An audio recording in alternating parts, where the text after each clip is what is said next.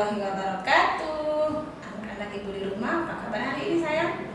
Mudah-mudahan semuanya dalam keadaan sehat walafiat. Ya, alhamdulillah segala puji bagi Allah. Pada hari ini kita masih dipertemukan kembali untuk mengikuti kegiatan pembelajaran meskipun masih daring. Salawat dan salam marilah selalu kita limpah curahkan kepada Nabi besar kita Nabi Muhammad Sallallahu Alaihi Wasallam beserta keluarganya, sahabatnya dan pengikutnya. Mudah-mudahan kita salah satu umatnya yang mendapatkan syafaatnya di yaumil akhir nanti. Ya, siap-siap ambil buku paketnya. Hari ini belajar kembali bersama Ibu Wiwi Kurniasi.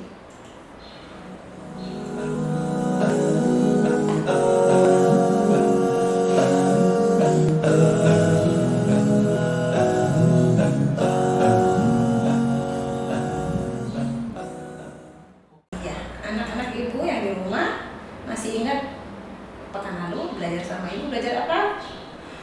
Ya, mudah-mudahan masih ingat ya. Pekan kemarin kita sudah belajar mengenai bagaimana pejuang-pejuang pahlawan-pahlawan Indonesia untuk memerdekakan bangsa Indonesia.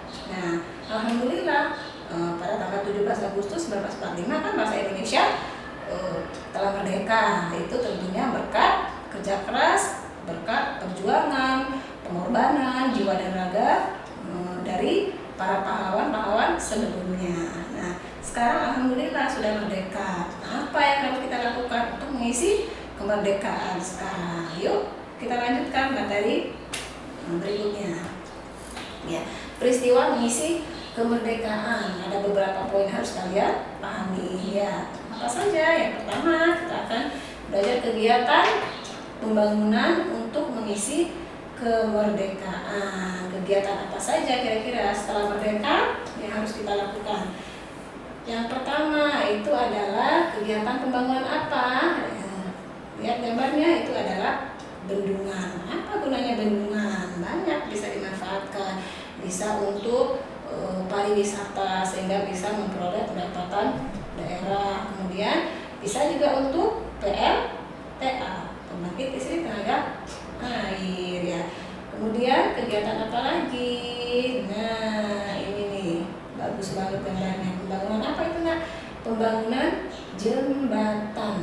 Ya, tentunya kalian paham kan fungsinya buat apa? Itu supaya untuk sarana transportasi, untuk penyeberangan antar pulau atau daerah gitu supaya bisa berjalan dengan baik. Jadi harus dibangun jembatan. Kalau tidak ada jembatan, tentunya akan susah untuk mengantarkan barang lain sebagainya ke daerah yang lain atau ke pulau yang lain. Makanya jadi dibangunlah sebuah jembatan untuk mempermudah, memperlancar supaya aktivitas kegiatan yang berhubungan dengan jual beli misalnya dan lain sebagainya itu bisa terlaksana dengan cepat dan baik. Kemudian yang ketiga ini adalah pembangunan jalan. Jalan itu merupakan akses yang sangat dibutuhkan oleh semua orang, gitu ya, yang aktivitasnya, pekerjaannya sebagai apapun tentunya menginginkan akses jalan yang bagus ya, itu supaya tadi mempermudah kegiatan ekonomi. Ya, kalau jalannya sudah diaspal, sudah rapi, otomatis kan mobil bisa berjalan dengan cepat, nggak mogok dan lain sebagainya. Jadi barang-barang yang kami antar bisa dengan cepat sampai ke tujuan. Nah, selanjutnya ada 5 pembangunan yang Ibu jelaskan di sini nanti ya. Selanjutnya adalah ini gambar apa nih? Ini adalah pembangunan sekolah. Kenapa harus dibangun sekolah? Jadi setelah merdeka, supaya kita tidak dijajah oleh bangsa lain, tidak dijajah oleh negara lain, kan masyarakatnya harus menjadi orang yang pintar. Jadi jangan sampai kita dijajah kembali ya, setelah bertahun-tahun, ratusan tahun kita dijajah oleh bangsa lain. Sekarang sudah merdeka, harus berusaha semaksimal mungkin supaya kita bisa mempertahankan kemerdekaannya.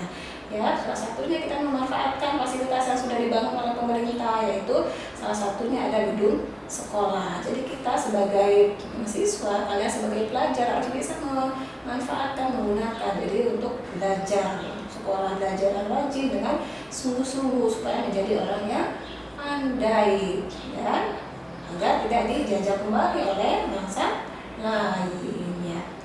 Yang kelima, ini adalah gambar rumah sakit.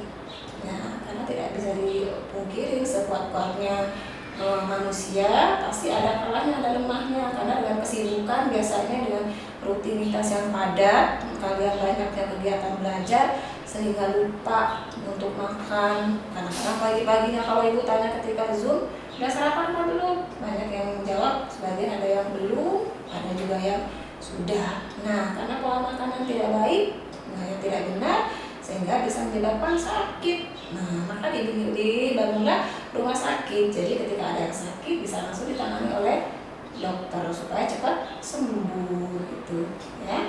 Kemudian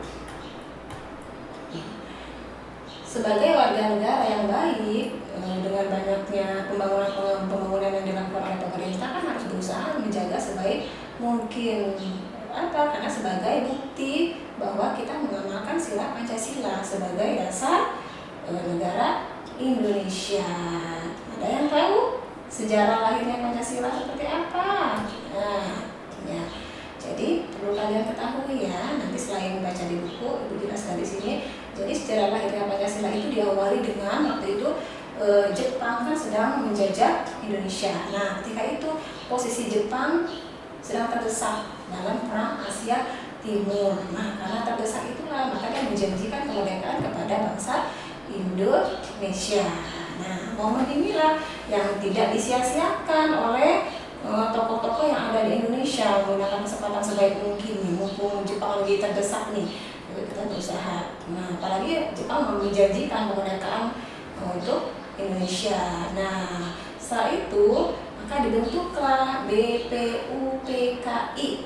Nah, ya, yang kepanjangannya adalah Badan Penyelidik Usaha-Usaha Persiapan Kemerdekaan Indonesia atau disingkat dengan BPUPKI. Ya, yang diketuai oleh Rajiman Widya Diningrat. Nah, kemudian setelah diketuai oleh Rajiman Widya Diningrat, diadakanlah sidang BPUPKI yang pertama, dilaksanakan pada tanggal 19 Mei sampai dengan 1 Juni 1945. Yang di dalam sidang itu membahas tentang rancangan dasar negara.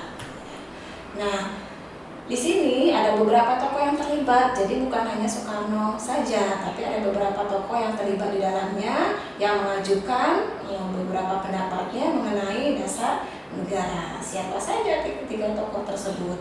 Ya.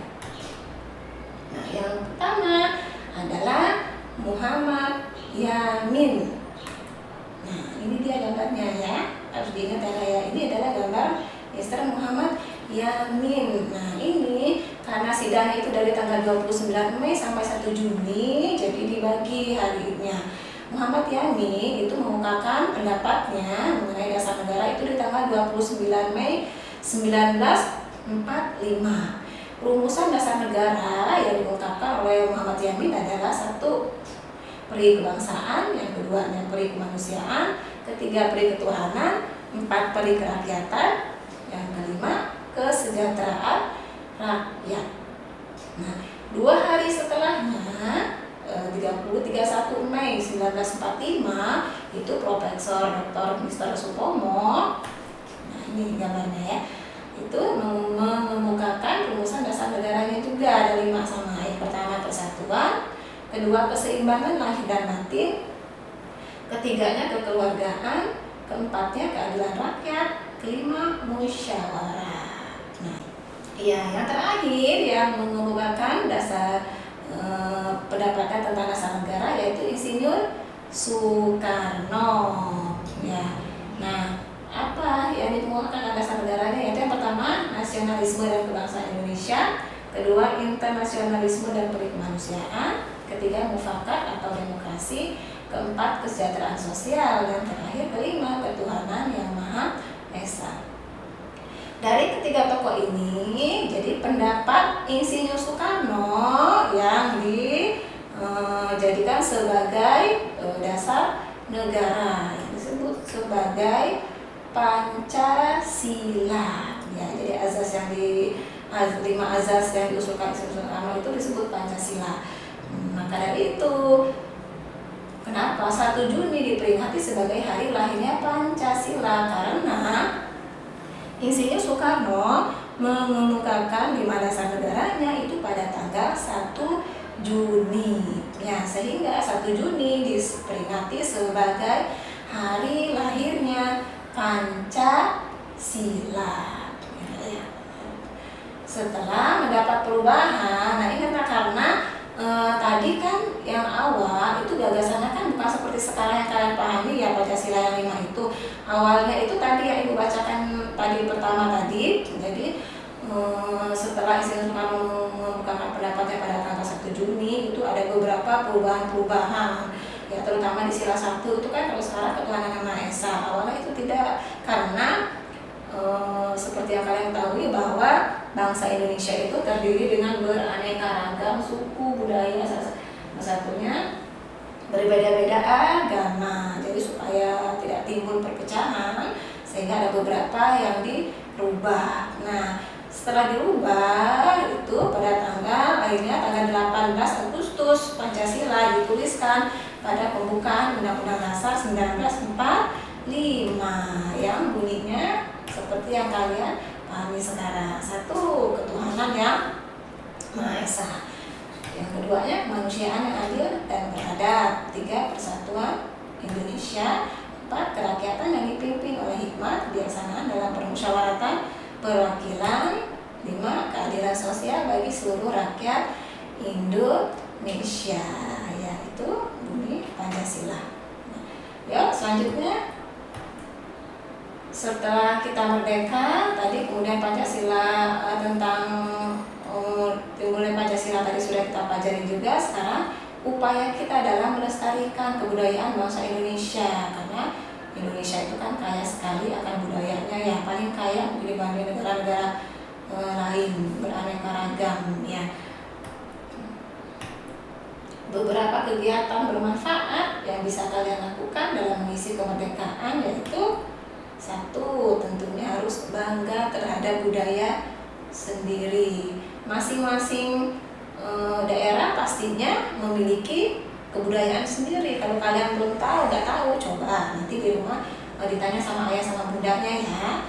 Kira-kira kebudayaan di daerah tempat tinggal kalian sekarang boleh, atau tempat lahir ayah dan bundanya juga boleh ya, bebas. Tapi yang pasti setiap masing-masing daerah itu memiliki budaya-budaya tersendiri. Nah, kalian harus bangga terhadap budaya sendiri. Yang selanjutnya adalah belajar dengan sungguh-sungguh. Jadi belajar itu bukan hanya menggugurkan kewajiban saja. Oh, mau ulangan supaya nggak dimarahin, aku harus belajar. Tapi tidak, belajar itu harus dengan hati ya, karena kewajiban manusia adalah belajar sepanjang masa. Dari kalian sudah bisa berbicara, sudah bisa berjalan dan lain-lain, itu harus mulai belajar sampai usia senja, nggak berhenti belajar ya. Belajar dengan sungguh-sungguh supaya menjadi orang yang pandai tentunya. Yang ketiga, ikut melestarikan dan mengenalkan budaya Indonesia ke dunia atau ke daerah manapun. Ketika kalian ada kegiatan yang mengharuskan kalian keluar dari wilayah kalian sendiri, tentunya kalian bisa tuh sambil mengenalkan kebudayaan daerah kalian ke teman-teman kalian atau ke turis-turis yang lain supaya lebih dikenal oleh bangsa lain. Kalau bangsa lain banyak yang mengenal, kemudian budaya yang kalian kenalkan itu budaya yang menarik, akhirnya kan menimbulkan keinginan orang lain untuk berkunjung ke wilayah kita. Otomatis pendapatan wilayah kan akan bertambah ya. Semakin banyaknya turis-turis yang datang ke wilayah kita akan menambah penghasilan, akan menambah kekayaan daerah kita.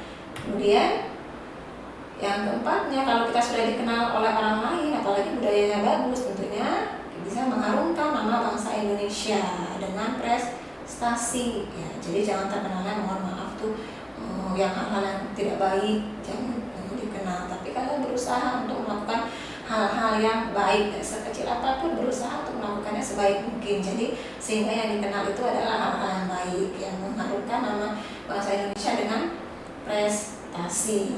Bisa banyak hal prestasinya, bisa prestasi misalnya yang hobinya bermusik, ayo digali potensinya, kemampuannya dalam bermain musik, ya itu tentunya musik-musik yang syar'i, yang tetap diajarkan dalam syariat Islam, ya. Bisa juga dalam hal lain, yang hobinya olahraga, itu semangat berlatih olahraga. Kalau pintar bisa nanti tanding antar negara dan lain sebagainya, ya. Jadi berusaha untuk mengharumkan nama bangsa Indonesia. Yang berikutnya adalah, ini nih, mengikuti upacara dengan tertib. Yang biasanya nih kalau kajian tatap muka diperhatikan, kelas-kelas atas tuh biasanya santai kalau mengikuti upacara, masih banyak yang sambil ngobrol, kemudian gerakannya tidak tepat. Itu ya. Ayo sama-sama kita syukuri kemerdekaan yang sudah kita peroleh sekarang. Kita hanya kita tinggal menikmati, tidak harus berjuang kembali seperti pahlawan kita waktu dulu yang harus mengorbankan jiwa dan raga. Kita tinggal menikmati kok, nggak berat. Ayo jadi laksanakan hal yang kecil dengan sebaik mungkin. Ikutilah kegiatan upacara, baik upacara bendera di sekolah maupun ketika 17 Agustus ada kegiatan upacara di lingkungan sekitar kalian. Ikuti dengan tertib, ya. Kemudian mempelajari budaya daerah lain untuk menambah wawasan. Jadi enggak, karena wilayah kita memiliki budaya yang menarik sehingga budaya lain tidak mau dipelajarin atau dicuek lah, seperti itu ya. Jadi tetap harus belajar, mempelajari budaya lain untuk menambah wawasan kita, pengetahuan kita, ya. Itu saja pelajaran kita hari ini, Kak. Ya, setelah ini kalian nanti kerjakan latihan pena halaman 152 nomor 3, dijawab yang rapi. Jawabnya di buku tulis, ya. Tetap semangat. Mudah-mudahan Allah memudahkan setiap langkah kita dalam menuju kebaikan. Ya, akhiri pertemuan hari ini dengan bacaan Assalamualaikum warahmatullahi wabarakatuh.